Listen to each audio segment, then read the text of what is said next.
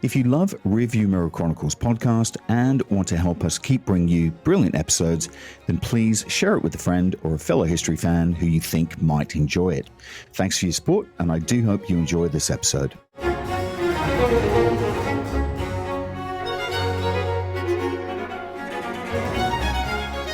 It's the 2nd of April, 1964, and in Berlin, Adolf Hitler is preparing to celebrate his 75th birthday. Or, so writes the novelist Robert Harris in his hugely popular counterfactual novel, Fatherland, which imagines the frightening thought that the Nazis have won the Second World War. I'm Keith Hoxton, and today we're talking about counterfactuals, the what-ifs of history, the tantalising threads of possibility that can ignite our imagination and reshape our understanding of the past. I have to say, I'm fascinated by it. The reason being is because they ask us to step into a world where Alexander the Great didn't die at 32, where Napoleon didn't invade Russia, or where JFK's motorcade took a different route in Dallas. These questions aren't just flights of fancy.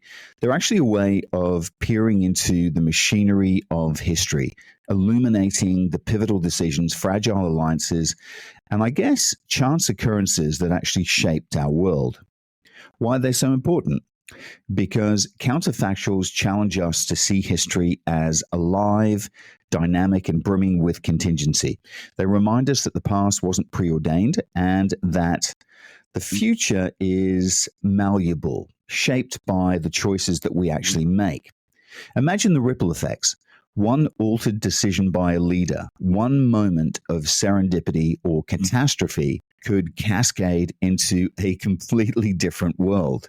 New nations, unthinkable technologies, or even alternate moral frameworks. Exploring counterfactuals also deepens our understanding of the stakes that are involved in historical events. By imagining a world without the Allied victory in World War II, we grasp just how fragile and hard-won that triumph actually was. By envisioning an industrial revolution delayed by a century, what we then see is the profound impact of timing on progress. For historians, counterfactuals are, I suppose they're a toolkit for rigor, not just romance. They actually help us isolate casual factors by asking, was this event inevitable, or were there paths it could have taken? And for storytellers, they're just pure gold, aren't they? A way to captivate audiences by blending the thrill of speculation with the weight of historical knowledge. I think, in short, counterfactuals actually make history not just a record of what was, but an actual exploration of what might have been. And in doing so, they make us wonder, they make us think. What might still be possible? The Nazis winning World War II, the Roman Empire never falling, England never experiencing the Reformation. The possibilities are absolutely endless. But this is really a valid form of historical inquiry. Or is it? Or is it just a pub game that we love playing? Look, I absolutely think it's both fascinating and it's essential. Think about it. What if the Spanish Armada had landed in England in 1588? Or what if Britain had lost the Battle of Britain? A battle that my own father actually fought in. These aren't just idle musings. They're profound questions that challenge, I think, the inevitability, we often ascribe to history. Sure, counterfactuals can sometimes feel like a bit of a slippery slope into spirited pub debates, but I think they're far more than that. They're the hidden scaffolding of how we actually interpret the past. When writing history, you have to do so with the ominous of hindsight. But here's the kicker. The people that you're actually writing about didn't know what was coming. They lived in a swirling fog of uncertainty, navigating events that could veer wildly in any direction. They didn't know. Take Caesar crossing the Rubicon, which was a podcast that I did not that long ago. In fact, I just finished 2 podcasts on that. And the questions that came up after that were absolutely electrifying. What if he hadn't crossed the Rubicon? How do we really know what his motivations were? These, to me, they're not distractions. They're a way of opening up the raw, pulsating kind of uncertainty that defines historical moments. To write compelling history, you have to inhabit that uncertainty. You have to imagine the alternative paths, the forks in the road that were available but never taken. That's the essence of the great narrative. It thrives on the tension of not knowing, the weight of what's at stake. And this doesn't just apply to political or military events. Culturally, socially, economically, things could have unfolded in dramatically different ways. But could they really? And that's the big question, isn't it? When you analyze the past, you're constantly grappling with these possibilities. If I take the Rubicon episode as an example, I'm constantly asking myself, why didn't Caesar choose option B or C? What might have happened if he had? How could they have averted disaster? Whether you're assessing a prime minister, a king, or a president, counterfactual thinking isn't just a tool. I think it's an absolute necessity. It's how we measure decisions, how we weigh the alternatives, and ultimately, kind of understand the stakes of history. Back in my banking days, I had this fascination with Margaret Thatcher and her economic policies. Why she made the decisions she did, what drove her down the path that she actually chose. But alongside that, I started dabbling in a kind of a quirky side project. I wrote about 40 what ifs. What if England had won the Battle of Hastings? What if the Falklands War had turned out differently? They were meant to be, I guess, thought-provoking for me, but somehow they kind of ended up being quite kind of tongue-in-cheek. And that actually wasn't my intention. The whole thing became a strange mix of kind of speculative history and the humor involved based on those what-ifs. Take the Battle of Hastings. What if the Anglo-Saxons had actually triumphed? In 400 words, there's no way that I could actually answer that seriously. It's like trying to map the cosmos, with a flashlight. And yet, those scenarios still haunt my thoughts. On reflection, what I was really doing wasn't so much what ifs as parallel histories. Everything actually unfolded as it actually did, but with a twist. The names changed and the cast of characters kind of took on a life of their own. For example, imagine a Britain still ruled by a Cromwellian dynasty. After Oliver Cromwell, you get George Cromwell, a drunken, dissolute monarch in the early 19th century. Then you get H.H. Cromwell, a stiff, upper-lip bureaucrat type in the 1910s. And then, of course, Margaret Cromwell storming through the 1980s. It becomes this kind of bizarre exercise, I think, in inventing an alternate but oddly very familiar reality. And that's when it struck me. This was pure fantasy fiction, completely bonkers, yet somehow it's quite irresistible. That's the thrill. And the danger of counterfactuals, actually, isn't it? As Richard Evans lays out in Altered Pasts, they come in flavors that are as provocative as they are revealing. Some are pure wish fulfillment, indulgent dreams of how the world could have been better. Others are dystopian nightmares casting us into grim alternate realities. And then there are the wild ones, the kind that spiral so far from plausibility that they become pure fiction. Yet even the most outrageous what-ifs have an undeniable allure, don't they? They push us to rethink the choices, the actors, and I suppose the impossibly fragile threads of casualty that really hold history together. Take the classics. Most of the great what-ifs seem to revolve around battles or wars. They just do. And I suppose it's no wonder, because these moments are the ultimate pressure cookers of contingency, where the actual fate of nations hinges on who wins and who loses. Imagine, for example, if Mrs. Thatcher had lost the 1979 election. It's a fascinating question, but it feels less visceral than military conflicts, doesn't it? Battles are uniquely chaotic, always swayed by strategy, by chance, and human error in a way that elections rarely are. And you do make your own luck in battles. What's fascinating, I think, is how far back these questions go. The very first what if actually appears in arguably what is the first work of history, Herodotus and his histories. Writing about the Persian Wars over 2,000 years ago, Herodotus wonders, What if the Persian king Xerxes had actually conquered Greece? It's the same question Hollywood asked in The 300. Remember that amazing film by Zack Snyder, where the Spartans famously and dramatically, held the line. But Herodotus was actually wrestling with it long before, the CGI kind of battle scenes. And for good reason. The stakes were immense. If the Greeks had fallen, Western civilization as we know it might actually look radically different. And when I think about that, it actually gives me goosebumps. Considering the enduring what-ifs of that era, what if the Athenians had lost the Battle of Marathon? What if the Greeks had been defeated at Salamis? Herodotus doesn't just speculate, he makes an argument, a bold, controversial argument. He credits Athens, not Sparta, or any other Greek city-state for that matter, as the principal reason for Greeks' survival against the Persian Empire. And this wasn't a popular stance in his time, written against the backdrop of Athenian imperialism, when Athens itself was actually deeply unpopular. Yet, Herodotus insists, without Athens, there would be no Greek victory. And that's what makes these questions so powerful. They don't just entertain, they force us to confront the pivotal moments of history and the uncomfortable truths that actually sit behind them. They show us not just how history unfolded, but how precarious and contingent it really was. Imagine this.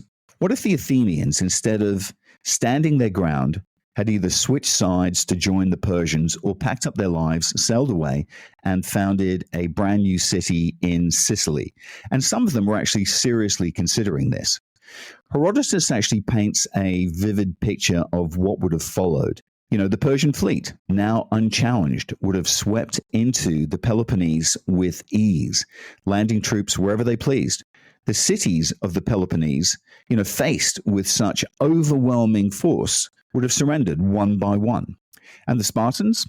Well, Herodotus doesn't actually hold back. They would have fought valiantly, for sure, perhaps performing acts of heroism so legendary they'd echo through history. But ultimately, they would have been crushed. Without the Athenians, Herodotus insists there would have been no victory. The war would have been lost, and Greece, as we know it, might never actually have existed. Can you imagine that? It's fascinating to think about it, isn't it?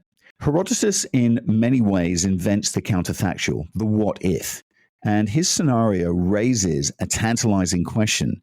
What would the world have looked like if the Greeks had lost the Persian Wars, if the Persians had absorbed mainland Greece and the islands into their empire?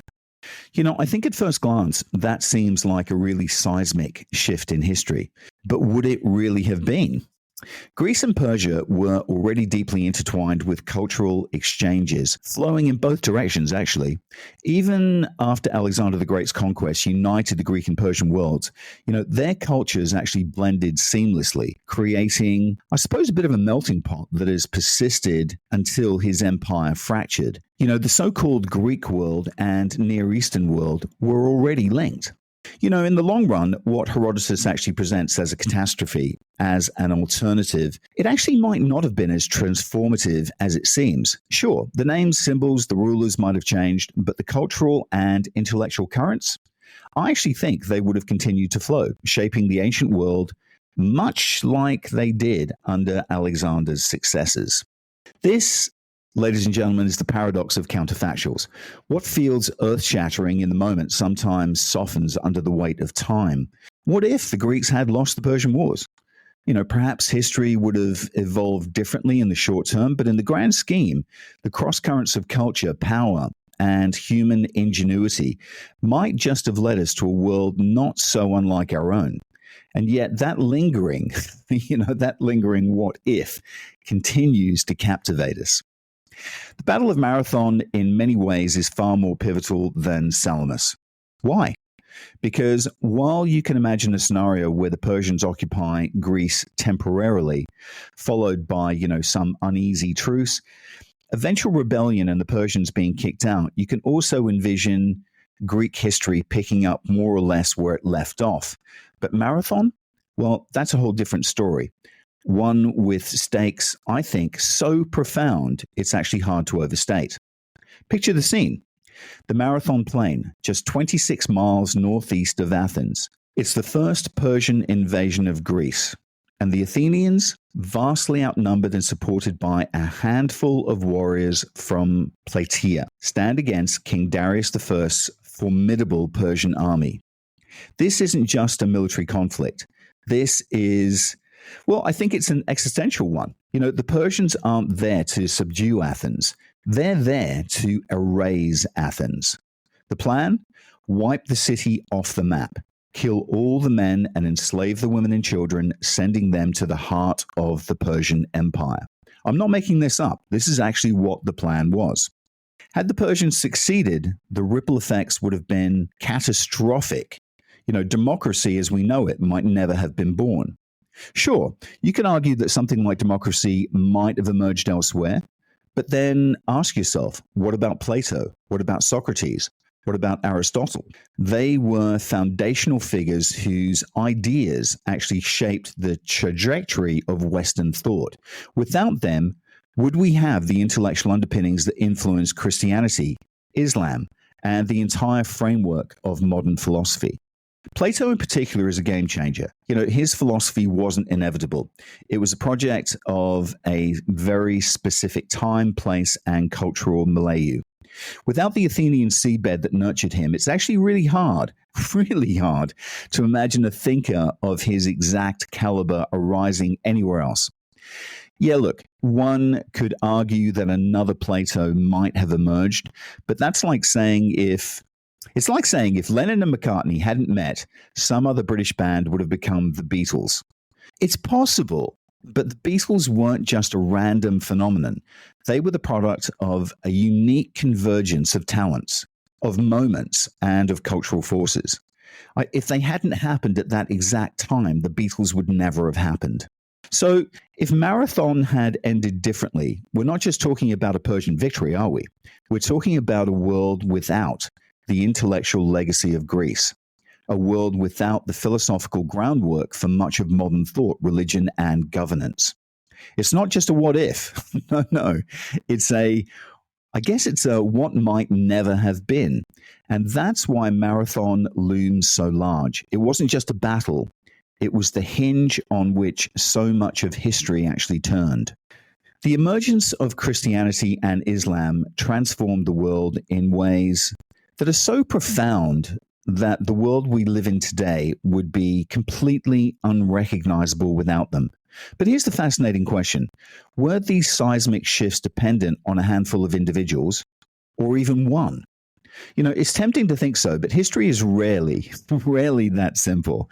Yet, there's no denying that certain thinkers like Plato acted as keystones in the arch of intellectual history, shaping the moral, cultural, philosophical, and I think even the religious frameworks that actually underpin both traditions. Plato's dualistic view of reality, the imperfect, the transient, the physical, the world, Venus, the eternal, unchanging spiritual world. It also resonated deeply with Christian beliefs about the body and the soul. His philosophy became the scaffolding.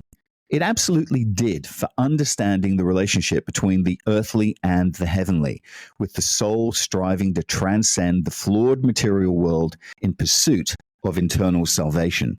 Think about that.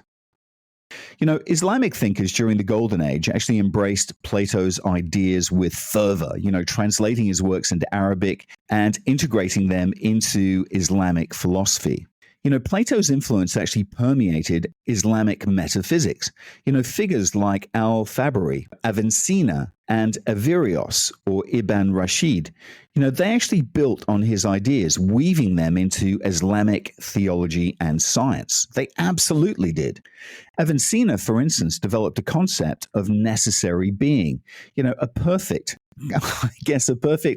self-sustaining entity beyond the material world that actually closely resembles Plato's higher reality.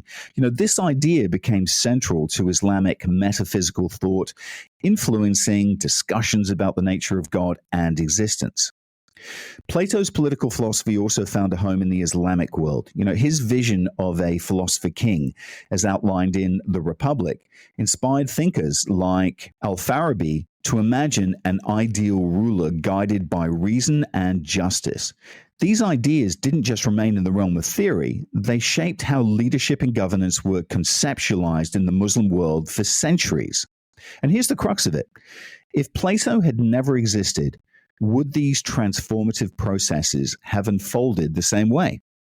It's possible to argue that someone else might have articulated similar ideas, of course, but just as the Beatles weren't inevitable, no matter how rich Britain's music scene was in the 1960s, Plato wasn't simply replaceable.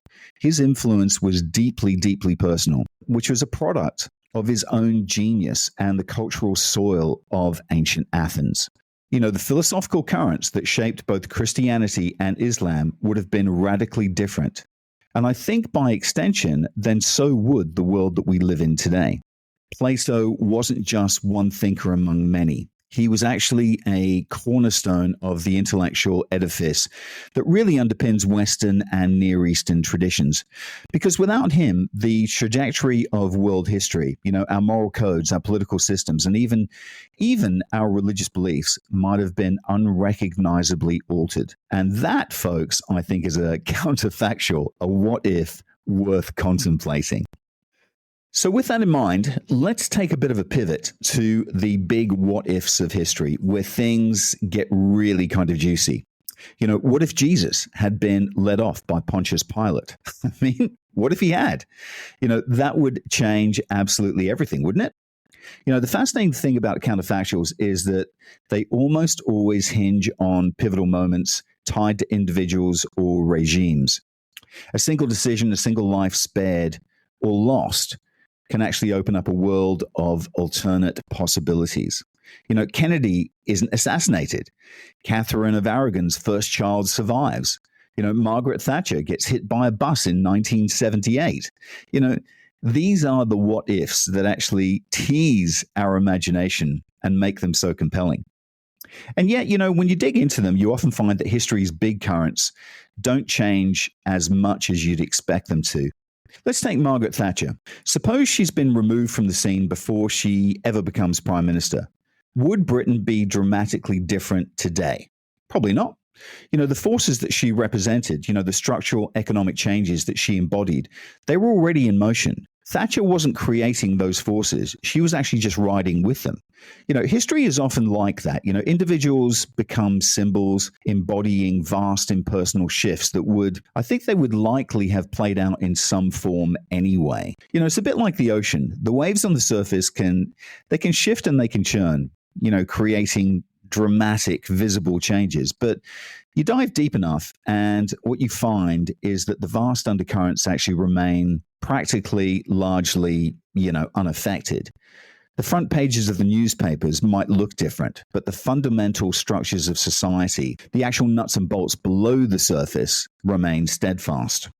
Of course, there's always exceptions. Imagine Stalin not running the Soviet Union, or Hitler never rising to power in Germany. In Hitler's case, it's tempting to think that without him, there might not have been a Second World War. But dig deeper, folks. It seems likely that Germany, burdened by the Treaty of Versailles from the First World War and its interwar crisis, would still have sought revenge. And authoritarian nationalist regime, I think, would have emerged anyway. The tragedy of Nazism, as horrific as it was, could be seen as part of a larger trajectory in Germany's history. One that led eventually to Germany's resurrection as Europe's cultural and economic powerhouse, which is where she sits. For most of history, there's been a deep, almost instinctive belief that time moves forward towards a definite end, a kind of a grand narrative, a accumulation of everything. In Western thought, the Christian providential view of history has been that the absolute bedrock of this idea, hasn't it? The sense that history is part of a divine plan, kind of unfolding towards the ultimate purpose. But it's not just theology. Marxism carries the same rhythm, imagining humanity moving inexorably towards a classless society. Even in the word progressive, there's that promise, isn't there, of inevitability, of forward momentum. What Martin Luther King actually called the arc of the moral universe, bending towards justice. That belief is actually embedded in how we think about history, that it has a pattern, an order, and a destination. It's comforting, isn't it? I mean, let's face it. The idea that history isn't a random chaos, but a grand tapestry that we can trace and understand. But that's exactly where counterfactuals come in. They disrupt that comforting inevitability, shaking up the scene that history had to unfold the way that it did. Counterfactuals whisper to us, what if it didn't? In many ways, history itself can feel like sublimated theology. It actually takes the raw materials of events, of wars, of revolutions, of empires rising and falling, and it actually weaves them into very distinct patterns. Just like theology marries divine principles to philosophical systems, history seeks meaning in the chaos. Creating, I think, a story where events seem to fit together like the perfect puzzle, as if kind of guided by an invisible hand. Without that sense of pattern or purpose, the whole structure collapses into randomness, a succession of isolated moments with no thread to bind them.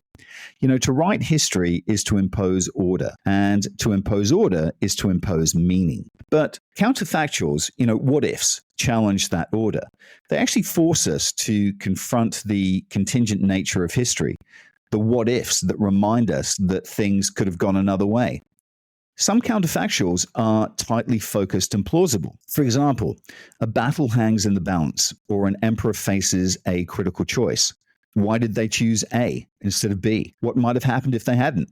These are counterfactuals that historians like Geoffrey Parker and Philip Tetlock call time-limited, where the actual scope is manageable and the question is bounded by real variables that we can actually study. But then there's the other type, and I think I like these more because they're the spiraling, unhinged fantasies that take us far from the historical record. These, while they're fascinating, they often slip into pure fiction. And I like that about them because it helps us imagine a different alternative, alternative realities that are actually so detached from plausibility that they feel like storytelling, I think, more than history. And I guess I'm arguing that that's not necessarily a bad thing. Even these wild counterfactuals reveal something really important: the fragility of the past that we did take. Take Churchill during World War II. Imagine if he had made a different decision. If, for example, he'd negotiated with Hitler rather than resisting Hitler. Well, think about Hitler himself. What if he'd pressed harder for Operation Sea Lion, the planned invasion of Britain? What if he pushed harder there instead of turning his attention to the Soviet Union? These aren't idle speculations. By analyzing these variables, the pressures, the motivations, and the circumstances, we can tease out how close history came to actually veering off course and changing inexorably. Counterfactuals then aren't just entertaining mind games, are they? They're actual tools for challenging our assumptions about inevitability and progress. They remind us that history isn't a straight path to a fixed endpoint. It's a series of choices, chances, and contingencies. And sometimes it's chaos dressed up in a pattern. And let's just take a short break for a message from our sponsor. Autonomous is your one-stop shop for your Malaysia My Second Home visa. But they are much more than that. When you sign up with Autonomous, you become part of a larger community, a community that cares about you in Malaysia. And that's important when you move to a new home. So for more information, call Autonomous or WhatsApp them on +60 12 493 7270 or visit their website www.penangmyhome.com. And we are back. I think one of the most fascinating early counterfactuals came from a French writer, can't remember his name, shortly after Waterloo. He actually imagined a world where Napoleon triumphed, defeating the Russians, conquering England, and then ascending to, I guess, the status of world emperor. The story reaches its climax as Napoleon, returning victorious from his conquest of Africa, or it could be South America, actually sails past the remote island of St. Helena. A shadow briefly crosses it, a haunting premonition of the exile that could have been but never was. I really like that. It's kind of a poetic twist. It's rich with irony, and it actually speaks to the tantalizing allure of completely rewriting history. If you then fast forward to the 1980s and the 1990s, when counterfactuals actually experienced a revival among young British conservative historians, figures like Neil Ferguson, Andrew Roberts, and John Charmley, many of their alternative histories centered on Europe and Britain's relationship with it. They actually imagined scenarios where Britain avoided the world wars and retained its empire, clinging to that global dominance instead of becoming, as some of them suggested with a hint of bitterness, kind of greater Belgium.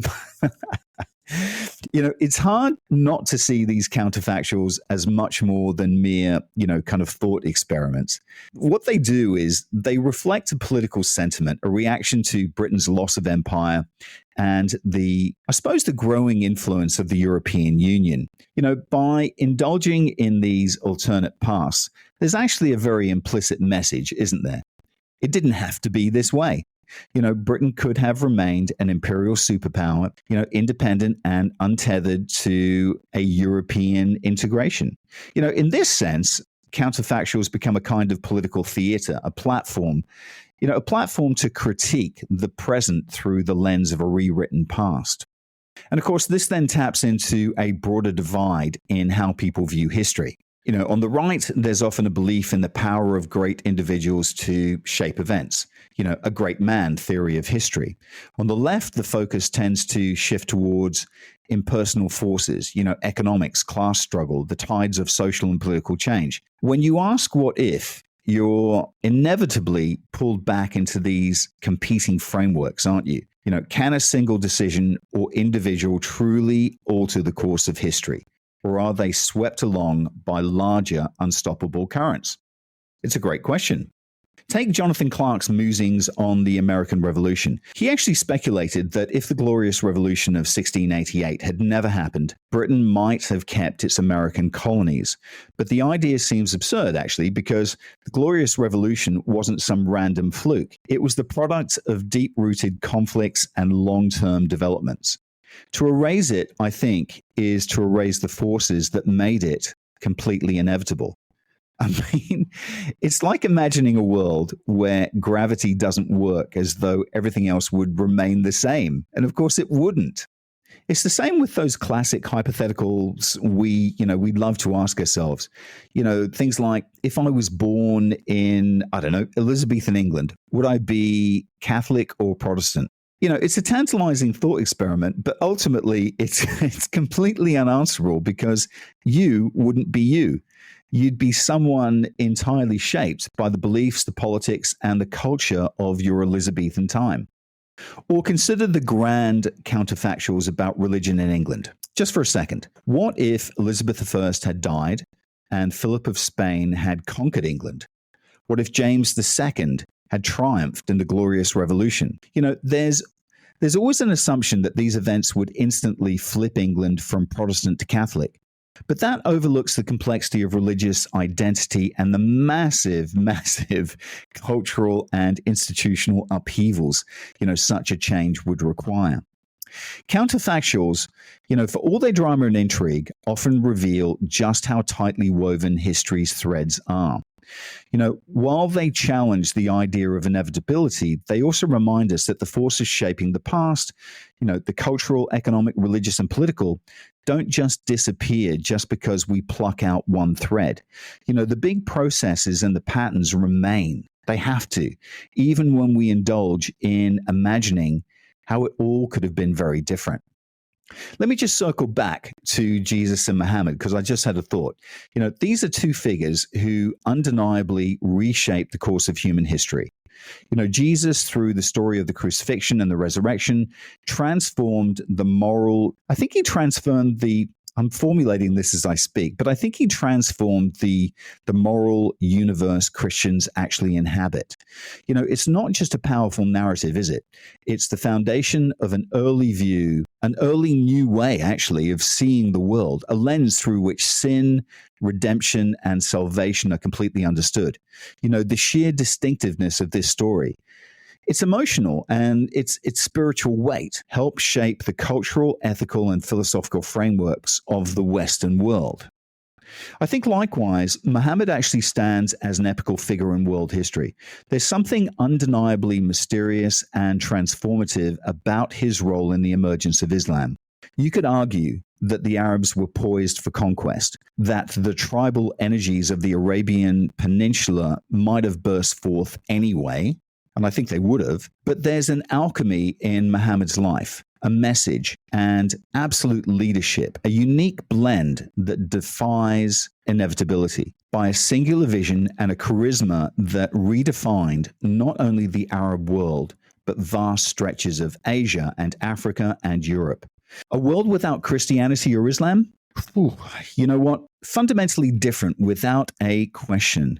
These are not mere cultural footnotes. They are seismic forces shaping politics, law, art, philosophy, and the very moral codes billions of people live by. Now, on to some excellent questions about counterfactual history. They've come in over the coming months, and I've kind of been piling some of them together, some of the more interesting ones. And I guess the question is, why do these imagined alternatives so often skew to the negative? Why is pessimistic alternate history so popular? It's a fascinating dynamic, isn't it? You know, counterfactuals more often than not focus on what didn't happen but could have, usually something catastrophic. You know, Hitler winning World War II, Kennedy surviving.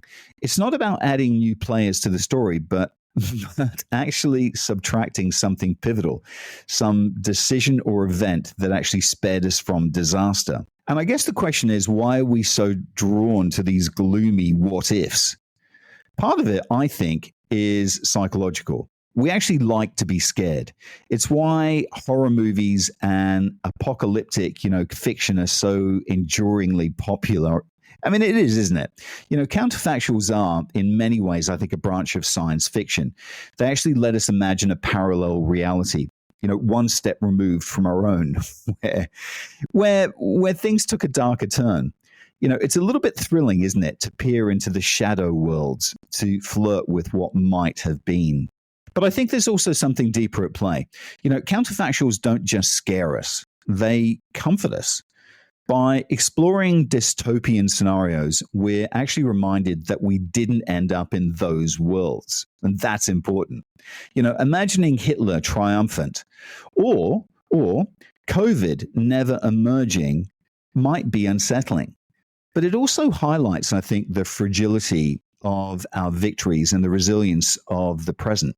The fact that we're not living under Nazi tyranny, that we're navigating a post-pandemic world, I think it's quite the affirmation of survival, isn't it? There's also something indulgent about these what-ifs too. Consider fixation on Nazi alternative histories. They're largely written by British and American authors. Why? Because these nations won. It's an intellectual luxury to imagine how much worse things could have been when you've escaped from those worst things.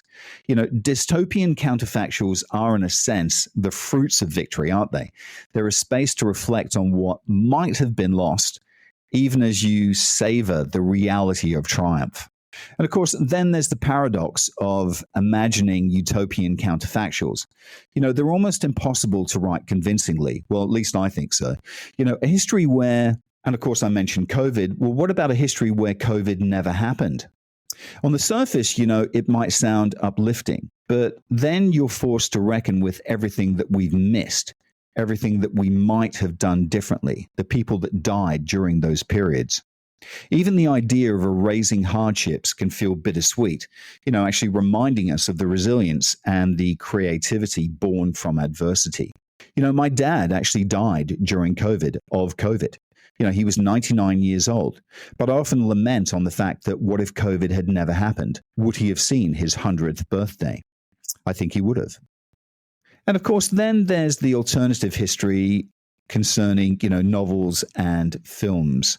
I have my favorites, and I have a sense of which are the more plausible. So let's dive into that just for a little bit.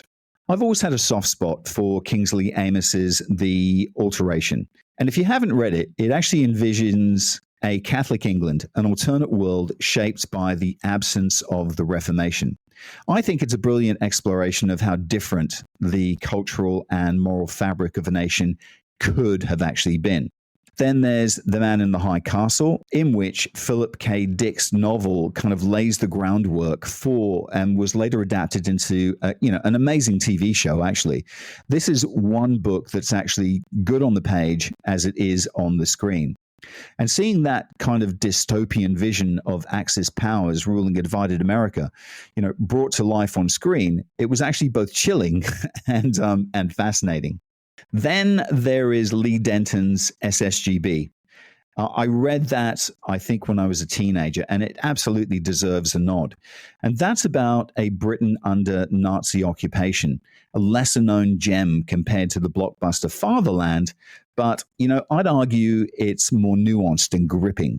The book's atmosphere and narrative strength didn't fully translate into its TV adaptation, I have to say, which is a shame because it's actually a fantastic piece of alternative history. And then there's the grand, the kind of sweeping what ifs about the Roman Empire. What if the Roman Empire had never fallen? That's actually a really fun thought experiment. But honestly, I struggle with the plausibility. The Roman Empire was always destined to fracture. It was simply too vast with too many competing interests. And many of the alternate, histories actually imagine the Roman Empire continuing along a path of kind of, technological advancement that mirrors, our modern world today. Suddenly you have a Rome with cars and factories and even aeroplanes. and I think that's where that question kind of loses me. And I think that's where it actually loses me because technological progress isn't inevitable. It's not. It's not just about having the right ideas. It's about having the right economic, cultural, and social conditions to nurture them. On that note, something else just came to mind. For instance, take the Alexandrian engineers, the engineers that were way back in Alexandria when Alexander had conquered that area. These engineers actually discovered the principles of steam power. And what they did is they used it for special effects in temples, in spinning spheres and magical doors to kind of impress the faithful. But they never thought to actually scale it up for industrial use. Imagine if they had. Imagine Macedonian soldiers hurtling across the Mesopotamian plains on steam trains. Imagine that. It's a wild image. But the truth is, the economic structures of that ancient world simply didn't support that kind of technological thought leap. And of course, I can't not mention The Difference Engine by William Gibson and Bruce Sterling, a classic steampunk kind of alternative history. And that book actually imagines a Victorian England where Charles Babbage and Ada Lovelace successfully invent the computer, creating a technologically advanced 19th century society. It's wonderfully creative, but completely impossible. Victorian technology simply wasn't at the stage where it could leapfrog into computing. Even something as foundational as radio, wasn't developed and in any kind of form until Tesla's work in the 1890s. And I think that's a stark reminder that technology isn't just a series of inventions. It's actually a product of very specific cultural and economic circumstances. You can't just pluck ideas out of their historical contents and expect them to flourish. What I love about these alternate histories, though, is their audacity. And I love it because they push us to imagine worlds that could have been, even when they kind of spiral into outright fantasy. They remind us how fragile the paths of progress are and how much we actually owe to chance, to context, and to, peculiar quirks of history that make our reality so extraordinary. There's another book that I read ages ago called The Escape from Rome that basically says that the Roman Empire needed to fall. And I found it absolutely fascinating because it's one long engagement with what if. And what he actually says is that the Industrial Revolution would have been impossible without the collapse of Rome, because it's the collapse of the Roman Empire that creates a very fragmented Europe that eventually generates the degree of competition that enables industrialization. And get your head around that. But this requires him to actually demonstrate that the Roman Empire is a freak of time, that when it emerges, it's the only moment that it could possibly emerge. And I think he's right. And in that book, he actually talks about Livy, the Roman historian, who writes another counterfactual where he asks what would have happened if Alexander the Great had actually lived and not died at age 32, and that he had invaded Italy. Would the Romans have been conquered or not? I mean, imagine those two opposing forces. And the book essentially says that there's something unique about Rome, the culture, the militaristic culture of Rome that makes it incredibly expansionist, but also the way in which there's a lack of viable opposition at the time, where it is expanding through the Mediterranean that enables it to conquer. But essentially, he says that never again are those circumstances there. And I agree with that. They never are. And that it's essentially impossible to impose that unitary empire on Europe. And so he goes through a whole series of what ifs, essentially to illustrate Philip II would never have conquered Europe, that Louis XIV would never have existed, that Napoleon would never have existed, that Hitler was kind of bound to lose the Second World War. And even if the Mongols had penetrated deep into Europe, they would never have subdued it. All because Rome fell. It's a brilliant book, and essentially the what if is fundamental to our entire existence. Okay, so let's move on. Another question that came in was, what if Archduke Francis Ferdinand hadn't been assassinated? Would Europe still have gone to war before 1920? What would the world have looked like if there hadn't been two cataclysmic world wars in the 20th century? So, Austria-Hungary. The tensions between Austria-Hungary and Serbia, it's actually hard to imagine it not resulting in conflict at some point, at some time, that fracture zone in the Balkans of the Austrian-Hungarian empires, I think it was bound to produce tension that might end in war. The various policymakers in Berlin, Paris, St. Petersburg, and so on, most of them actually thought that war was coming before this assassination. They were gearing up for it. So although his assassination is a trigger of some kind, I think other triggers could well have emerged. And it's really hard for me to imagine a scenario in which there is no such trigger, certainly in the next 10 to 20 years during that period. And the question asks, what might the world look like if there hadn't been two cataclysmic wars in the 20th century? Well, here's the thing. It's not just a view about technology. Those wars happened for very good reasons. They didn't happen by fluke. They happened because the conditions for war were absolutely there. And you can change the characters and the events, but the conditions would still have been there. And the wars, I think, would still have happened.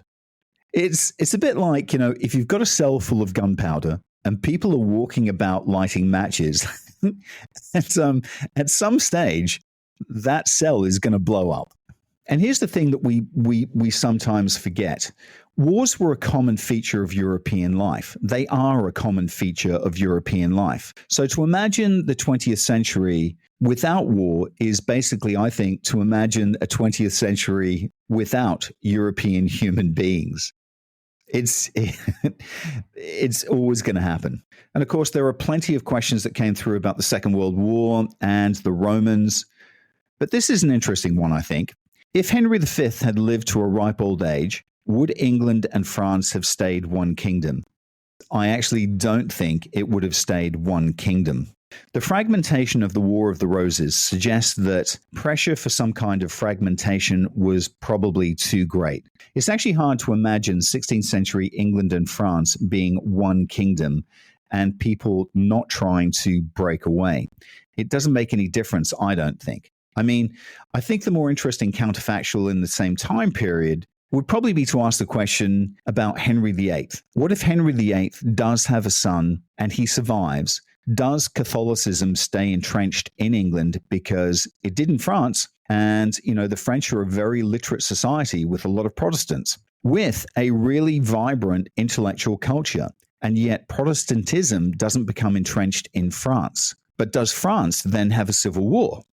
You can argue the conditions for Protestantism were always there in England because of the trade with Flanders and with Germany. That the passage of the Bibles was taking place, that the merchant class, those conditions, they were there, but they existed in France as well, of course. And the implication of that is that actually what ifs perhaps work better in dynastic periods. In monarchical systems where future kingdoms really are swayed by people who marry, whether they die, whether they have children, rather than the kind of more democratic state where elections are not going to sway the view. Another one to think about in this same period is, what if Elizabeth I marries and has children? There would be no union of crowns, no James I, no King James Bible. If that had happened, I think England would then have been dragged into the snarl of domestic politics on the continent, far more than it actually was. But then the question arises, were England and Scotland not likely to unite at some point? This is one, I guess, for my Scottish nationalist leaders. Was the Act of Union inevitable? Even if the union had never happened, surely England and Scotland would have been so tightly immersed because of religion alone. And also because once the Industrial Revolution happened and economic links and all of the rest of it, surely they would have been joined. One classic question for you to ponder as we near the end. And this choice for me is an absolute lightning rod for so many things that I've talked about across my podcasts. And the question is, what if Churchill had died when a New York taxi struck him in 1931? And if you don't know this story, Churchill was actually visiting New York City for a lecture tour and was trying to find his friend who had an apartment on Fifth Avenue. And he gets out of the taxi in the middle of the street to cross. And of course, he's looking the wrong way because everything in America drives on the wrong side of the road. And he's hit by a car driven by a Mr. Mario Constantino. So Churchill actually suffered a fractured nose and ribs and a cut on his forehead, and he went into severe shock. But otherwise, he was okay. But he could have died, that taxi could have only been a few feet further out, and it would have killed him. So the question then is, does Britain seek peace with Hitler in 1940? So let's say we do a deal with Hitler. And of course, you have to imagine Churchill is dead. So would someone else have emerged to play the Churchillian role, to take the lead against appeasement? Is there someone else who could have played that role? And I actually don't think there is. I don't think there's anyone quite like Churchill. Somebody would have played that role for sure. There would have been, the anointed spokesman at the anti-appeasement camp, but probably nobody with Churchill's heft and purpose. And Churchill's military experience, which is actually key in persuading people that he was the kind of man, the exact kind of man to run that war effort. So what I'm suggesting there is that really, in global terms, we're talking about one great man shaping history back then. And look, maybe there's a heretical argument that, Churchill being in control didn't matter, but I think it did. I think Churchill actually made all the difference during the Second World War. He was one man that actually changed the course of history. But that's a conversation that I think's worth exploring. Yes, they could have done a deal in 1940, but actually, if they had have done, the world in 2024 would have been very different. I think that May 1940 is one of the few checkpoints in history that changes everything. And I don't think there are many of them, but I do think that that is one of them. And I do think that if Britain had actually sued for terms, I think it would have become a satellite state of Germany. That's what Churchill said. Churchill actually posits a what if in the debate. He says that if we negotiate terms, then we will have to give up the fleet and we'll have Oswald Mosley imposed on us as prime minister. And essentially, Britain becomes a kind of shadowy thing, doesn't it? So I do think that that is actually a really decisive point where Hitler could have won the war. And if Hitler had won the war, then I think some things would be very, very different today. So to that extent, I think that's a what if that is very worthwhile exploring. Food for thought. That's it for today. Thank you for listening to the most successful, most powerful podcast in the world. Oh, Sorry, that's my counterfactual. Thanks for listening in, folks. Bye for now.